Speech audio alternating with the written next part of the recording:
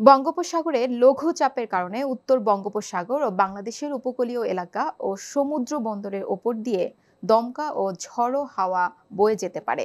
এ সময় চট্টগ্রাম, কক্সবাজার, মংলা, পায়রা বন্দর, সমুদ্র বন্দরকে ৩ নম্বর স্থানীয় সতর্ক সংকেত দেখিয়ে যেতে বলা হয়েছে। উত্তর বঙ্গোপসাগরে অবস্থানরত মাছ ধরার নৌকা ও ট্রলারকে পরবর্তী নির্দেশ না দেওয়া পর্যন্ত উপকূলের কাছাকাছি থেকে সাবধানে চলাচল করতে বলা হয়েছে। আবহাওয়া অধিদপ্তরের সোমবারের পূর্বাভাসে এমনটাই জানানো হয়েছে।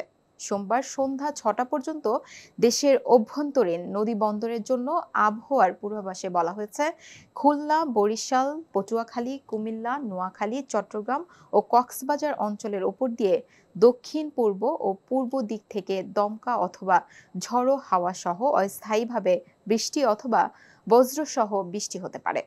এসব এলাকায় নদী বন্দরকে ১ নম্বর সংকেত দেখাতে বলা হয়েছে।